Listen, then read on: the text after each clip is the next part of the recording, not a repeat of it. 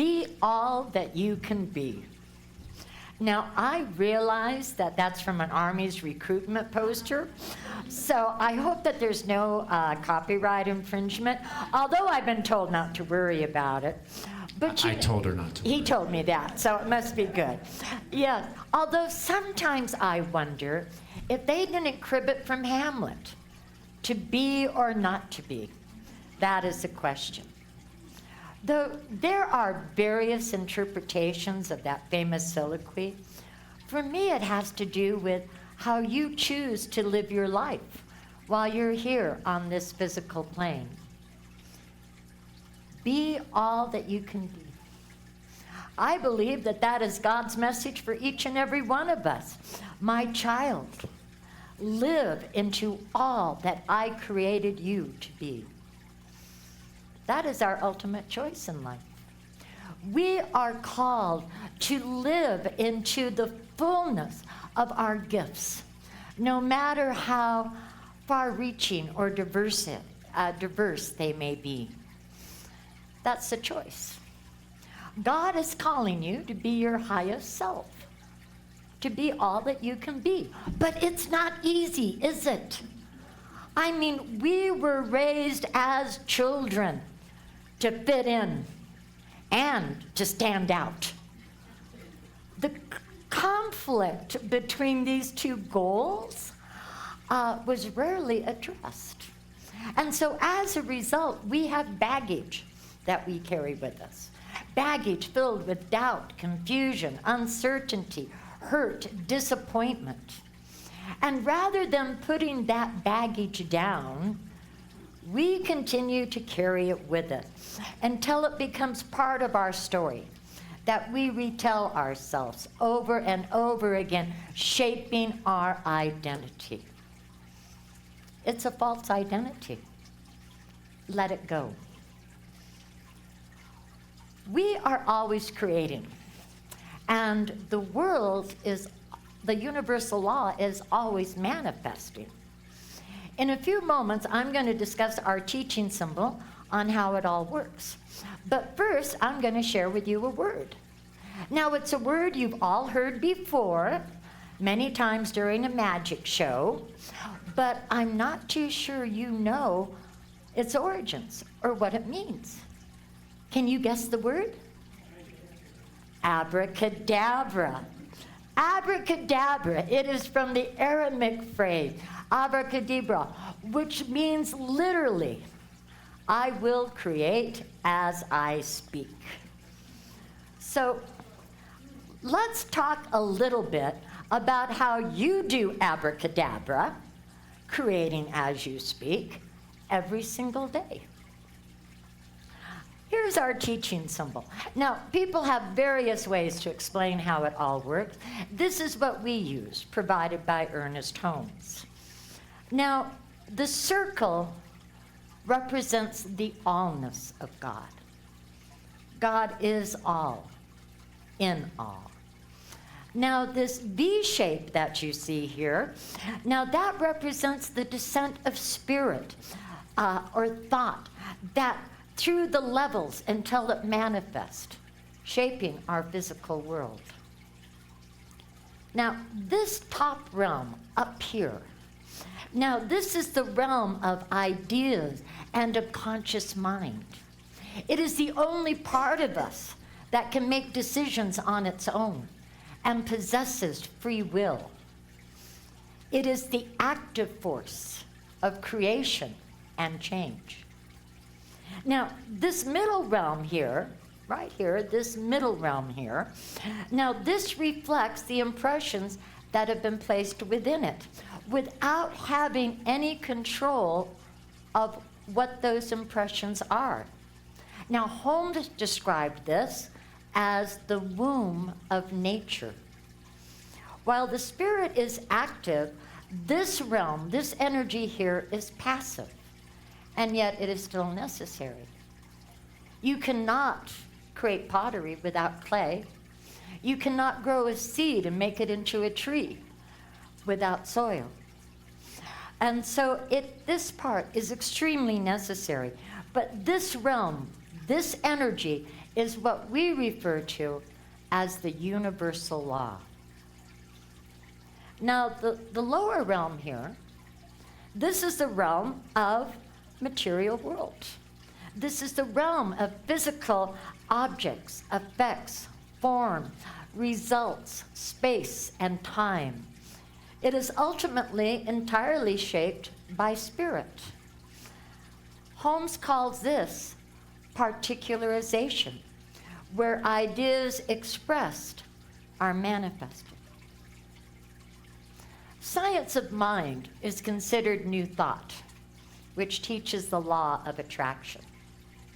In the Eastern teachings, they refer to it as karma, which leads to kismet, your fate or your destiny. In the Judeo-Christian book, the Bible, they state you reap what you sow. And in a societal collective consciousness, as my aunt always used to tell me, well, you know, what goes around comes around. Yes, but no matter how you refer to it, this universal truth or energy tells us that positive thoughts and actions attract positive outcomes, and negative thoughts and actions attract negative outcomes. This is because your thoughts are a part of spirit. And spirit, through this universal energy here, controls physical manifestation. I once had a student refer to this as batter, oven, cookie, or abracadabra. Now, when you do your abracadabra, I want you to be really cautious about what you put into that universal law, this metal realm here, because to be quite candid, I do not know how it's listening. And I don't want you to make the same dumb mistake that I made not too long ago. It was a day when nothing was going right. Have you ever had one of those days? I mean, problems kept swirling around me, and harder came each task, until finally, in a peak of frustration, I said, oh, great, what else can happen?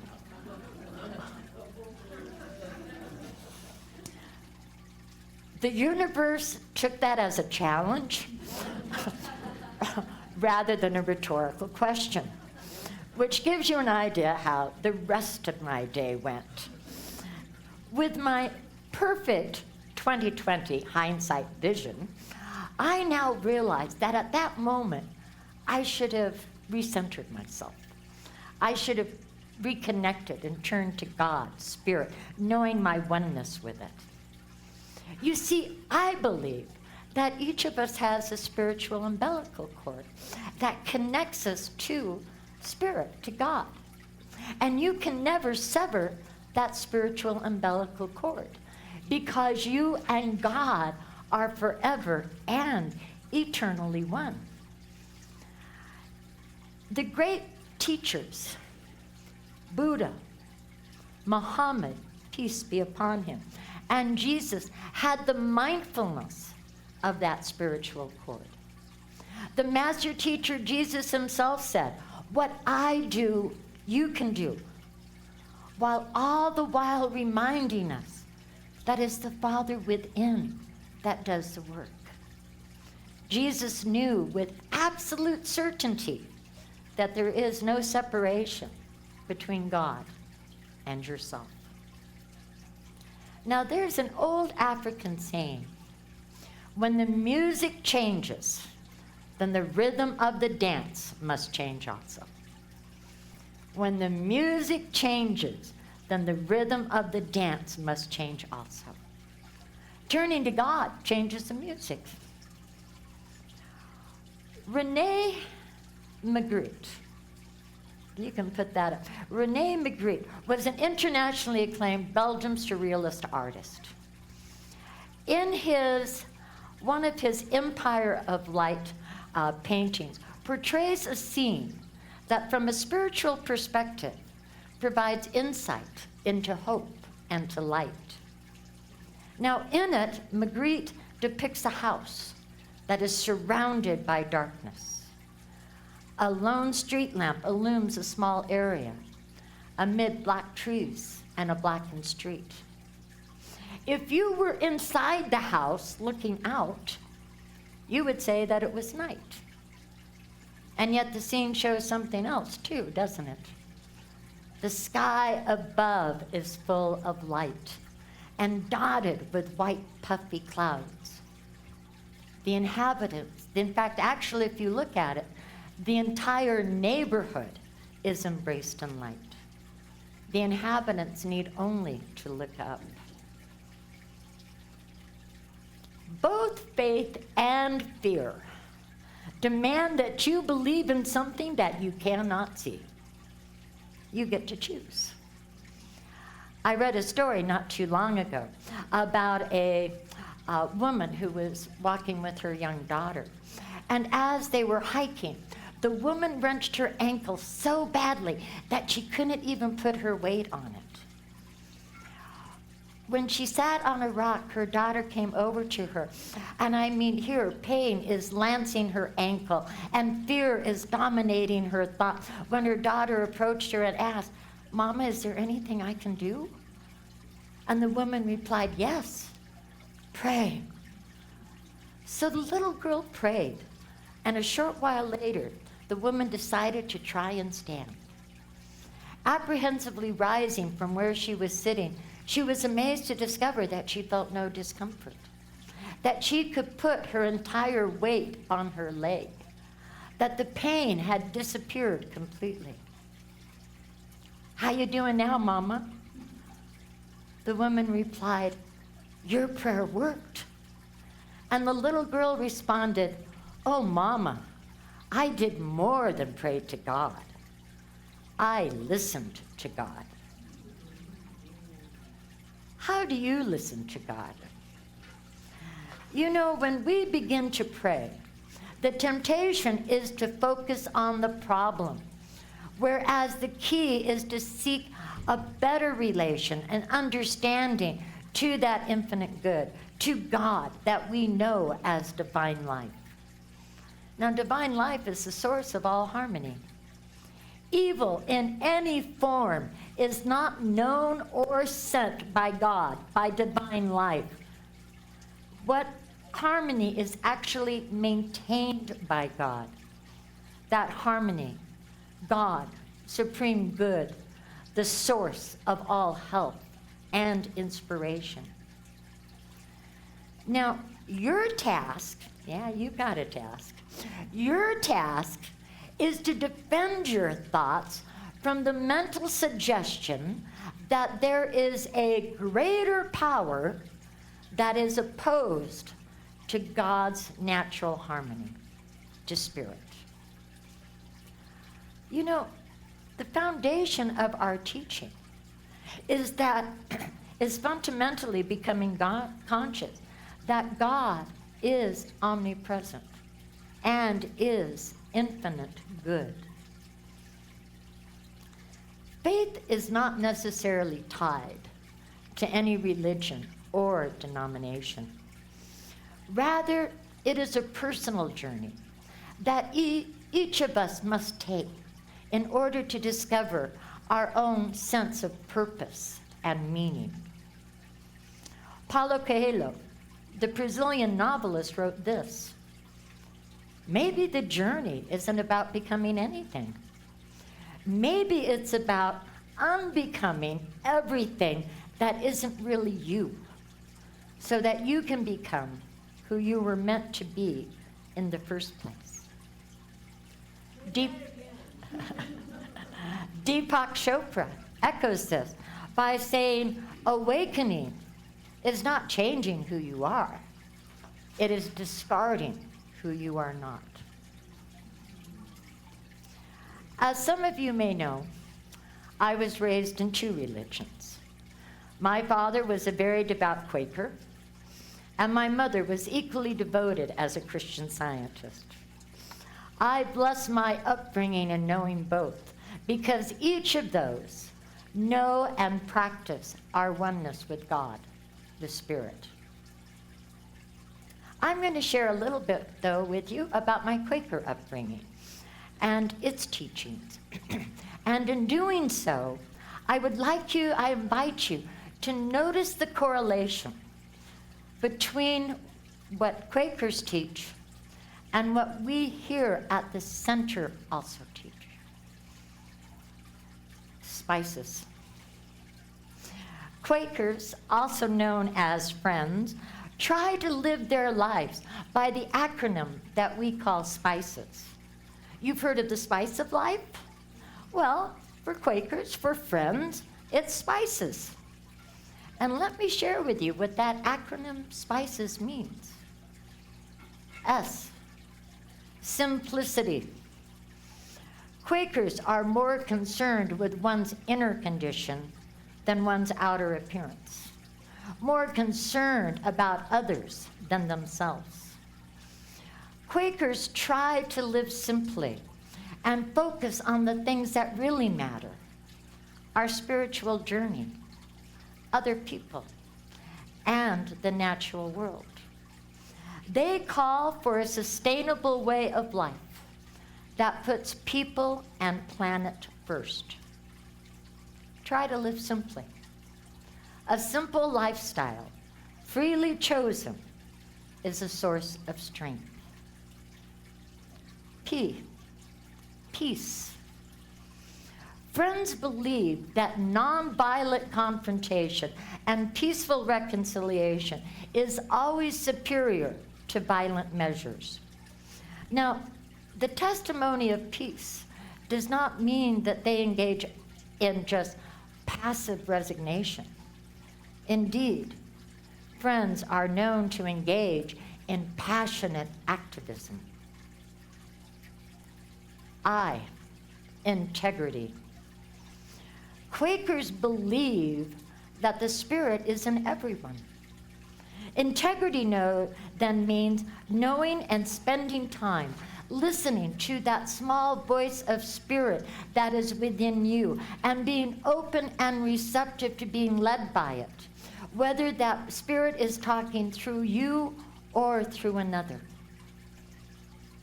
I mentioned a few moments ago that Quakers engage in passionate activism. A group of Quaker congregations is suing the Department of Homeland Security for changing a policy in addition to rescinding protections that have been in existence since the 1600s.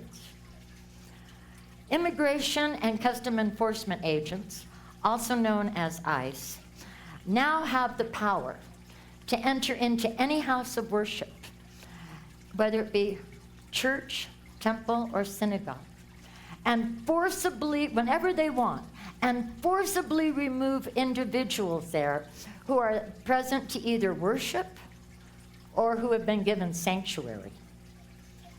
Quakers believe that this new and invasive practice tangibly removes an individual's rights and believes that this violates religious freedom and the separation of church and state. C, community. You could also refer to it as brotherhood. Community is implicit in its very name, the religious society of friends that surpasses the bonds of kinship. Now, being a community is more than just everybody showing up in the same place at the same time. It's learning to set aside our personal differences and uniting together as a unified force for good. Quakers do this with deliberate intention because they believe that underneath our individual differences, we all have that of God within us. Or if you prefer, that we are each the image of God.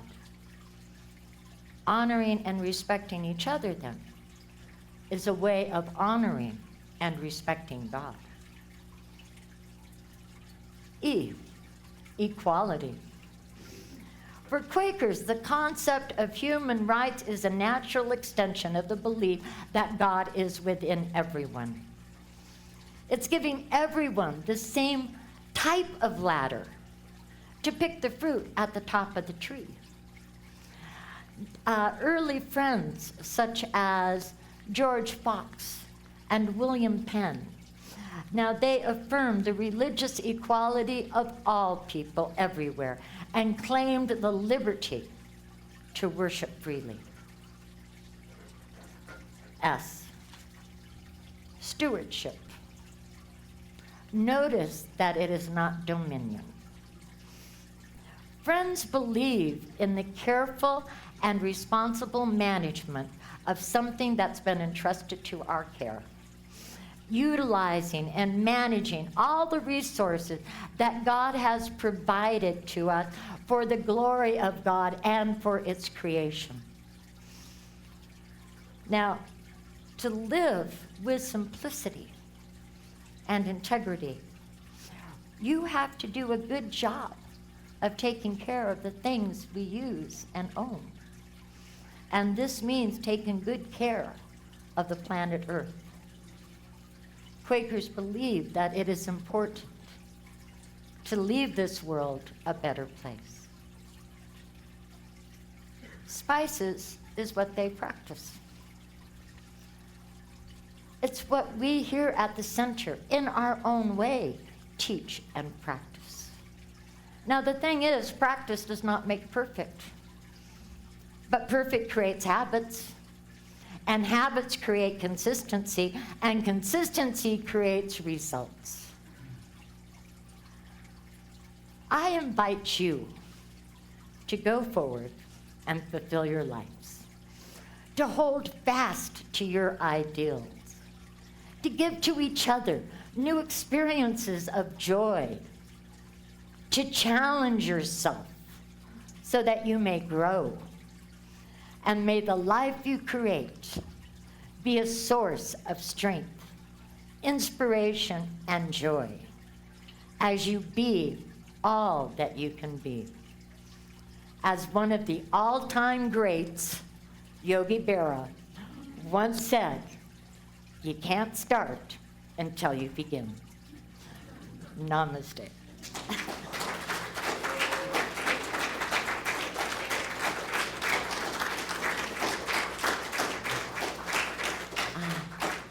And so with that, let us go ahead and just anchor that into prayer. Because I know in this moment that this one presence, this omnipresence of God, of Spirit, that we are divinely attached of it, that that spiritual umbilical cord forever unites us as one. And so therefore I know that our gifts are the gifts of God, and that we go forward in sharing those gifts and letting people know our magnificence, for we are the light. I know that we are embraced in that light, of that joy, of that perfection. And so I recognize right now that each of us already is the best that we can be. And all we are doing in this moment is continuing to grow and expand and know our oneness with all of life. And so therefore I call forth the clarity. I call forth the wisdom and the divine intelligence that makes our way easy. And I recognize that absolutely all is well, that all is good. For we are spirits, cherished, beloved ideas of itself. And therefore we are fully supported in all that we endeavor as we claim our magnificence and knowing the truth of our identity. And so with that, I can just give thanks. For there is nothing more I need to do than to stand in God's truth of knowing who I am and who you are. We are its beloved. And so therefore we go forward, shining that light. And with gratitude, I know it, I accept it, I claim it, and I release it by saying, and so it is.